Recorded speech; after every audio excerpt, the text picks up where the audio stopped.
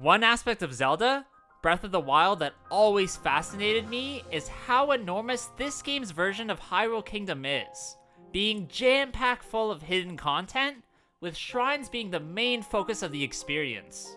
These miniature, dungeon-like areas are unique, as they hold some very interesting puzzle elements that are fun to stumble across during your playthrough, with me already making a video in the past about the hardest ones in the game. Instead, this time, I decided to make a new video, focusing on the weirdest shrines in Breath of the Wild, as there truly are a few strange ones I want to showcase, hopefully shining the light on some that you might not have seen before. Oh yeah, before I get started, my name is Copycat, and if you haven't yet, then please subscribe to my channel, and hit that bell button to stay notified when I upload new videos. Starting off in the 15th spot, we have a shrine called Kahiro Mo, that's located at the end of the Yiga clan hideout in the Gerudo Highlands. This specific one can only be found if you have the Champion's Ballad DLC pack, and if you started Urbosa's Song's main quest. What makes this one so weird isn't just its location, but also because it follows a strange motion control mechanic where you have to move around a half-covered box, counting each colored ball. This isn't as easy as a task as it sounds either, as your view is obscured and the motion controls can be a challenge to use if you're undocked. On the floor in front of you are different ball receptacles that have a color and number associated with them, so once you're done counting and every ball is in the right spot, then you're able to move on. The next room is actually where the monk's located, but you can slide a panel away from the box and use the balls to uncover the treasure chest before you finish. I love this shrine because it's wacky, but adds an interesting mechanic that I had never seen before.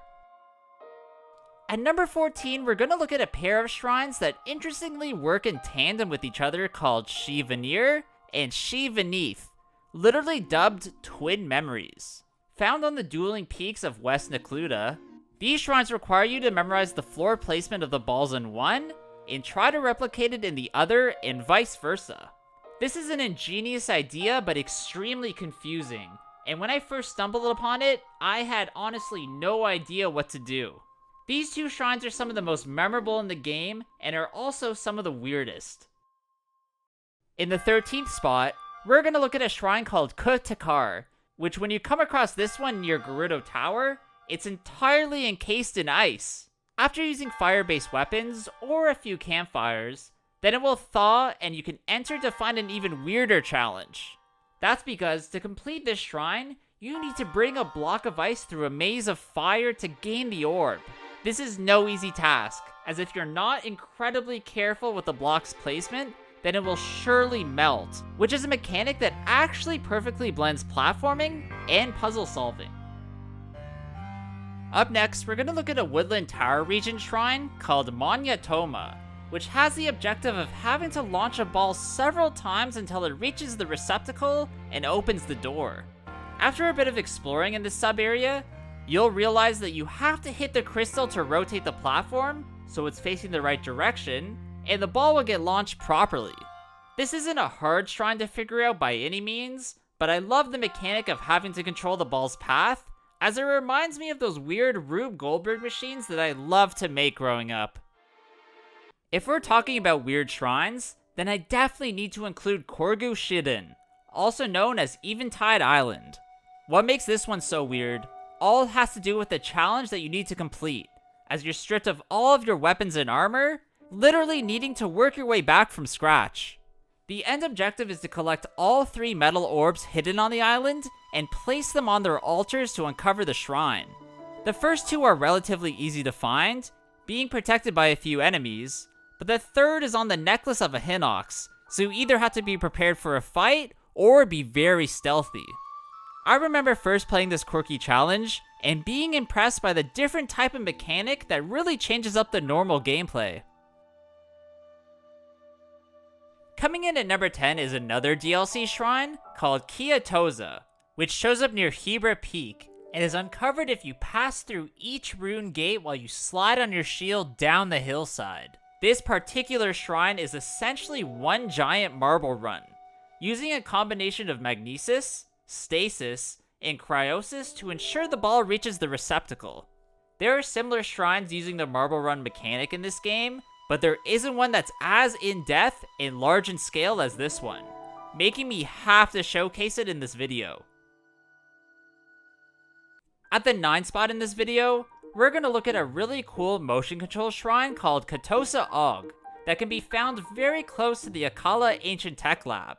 This might actually be my favorite shrine in the game, as it's essentially a giant game of miniature golf, where you need to hit the ball, using motion controls of course, and guide it to the receptacle. Now the initial challenge is quite easy, as it's literally a straight shot to the hole, but to gain the treasure chest later on, you'll have to angle the ball, which can be a bit tricky. I hope in Breath of the Wild 2 they explore this specific mechanic a bit more, as I think it could lead to some pretty intricate shrines. One shrine that's both unsettling and weird is called Rota Shiga, that's also part of the game's downloadable content found on the Great Plateau. The entirety of this one is based around having to solve puzzles and platform around thousands of spikes that can very easily deal damage to you if you aren't careful. The first section has you using magnesis on metal plates so you can traverse across the spikes to the next room. However, the spikes are constantly moving up and down, so don't rush as this really affects how you normally move around. In the second section, you have to use stasis on the moving conveyor belts and cogs so you can move through the narrow passageways and not get stabbed. Stasis lasts for about 10 seconds, so moving efficiently is key to get to the final section. Here, you'll come across a long highway with moving spike pillars that you need to dodge, a la thwomps from the Mario games, all while a spiked wall slowly moves in on you from behind, meaning you can't be too patient or you'll die. I really do like shrines like this one as they aren't overbearingly difficult, but still give you enough of a challenge to be considered fun. In the number 7 spot, we have the Sato Koda Shrine, also a DLC one, that's found in Upland Sorana, just west of Toto Lake. To uncover this shrine, you need to defeat all 4 of the strange Guardian Skywatcher enemies that can easily kill you if you're not equipped with the proper armor and weapons. Once they're completely gone, the shrine will unearth itself, and you'll be greeted with a challenge that looks a lot like Pachinko. However, in this one, you need to create cryosis blocks on the side of the wall to guide the ball through the obstacles and fall into the receptacle. This does take a bit of trial and error to figure out, but it really shouldn't be too hard in the end, as long as you're smart about it. Up next, we have a shrine located in the Woodland Tower area called Miro Shaz, which is literally a golf driving simulator where you need to shoot the giant ball into the hole. Instead of using motion controls like Katosa Og, you instead use a combination of stasis and whacking the ball in a certain direction, which will send it flying. The first section is relatively easy as it's just a straight shot forward to the hole with absolutely no obstacles in your way.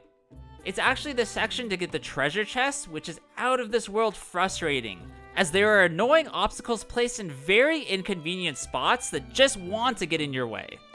Now, you can move the ball to get better positioning, but honestly, that's just cheating and I will not allow it. Probably the most intense and out of place shrine you'll see in this video is Jatan Sami. As to uncover it, you need to defeat the enormous Naedra the Dragon.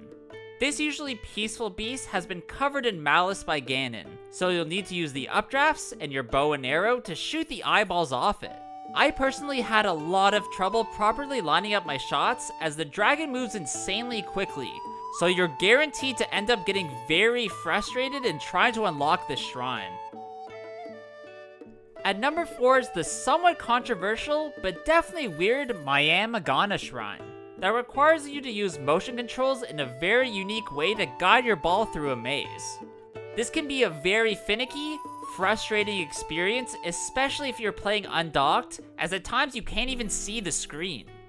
Even if you are docked using either the Joy-Cons or the Pro Controller, this can still be very tough to properly control, as the motion controls aren't perfect and at times don't even work.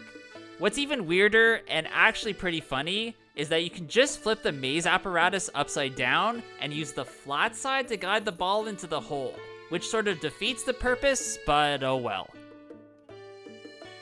Coming in at number 3 in this video is another DLC shrine called Etsu Kormiya, which is very strange as it's almost entirely shrouded in darkness.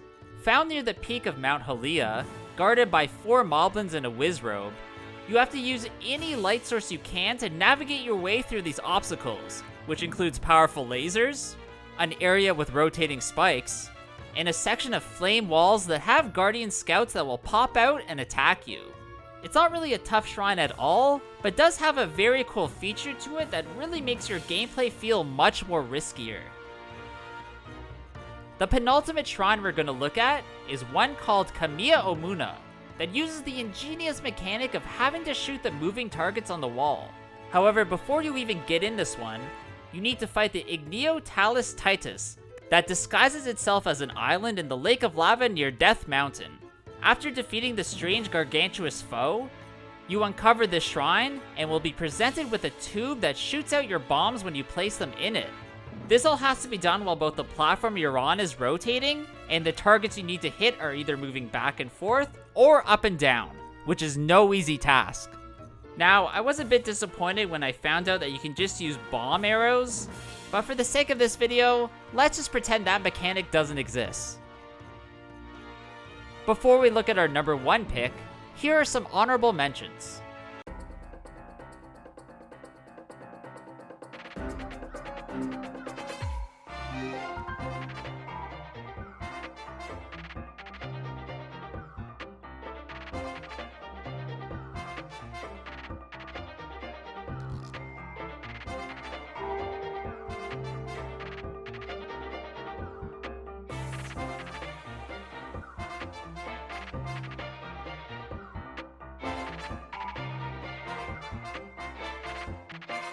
In my opinion, the weirdest shrine of them all in Zelda, Breath of the Wild, is one called Yowaka Ita, that involves tons and tons and tons of balls. This DLC shrine that's located on the Great Plateau has you having to use magnesis and control a bowl trying to catch the orange balls in it. There are also chests that you can catch if you're eagle-eyed, but be careful as they can easily fall into the abyss below. Once you get a ball, you can either use them to open the gate and gain a chest, or carry it back through the melee towards the start and gain the orb. When I first saw how crazy this shrine was, it definitely brought a smile to my face and was a great break from some of the harder DLC ones. Alright, that's gonna be it for today's video, guys. I really hope you did enjoy this one.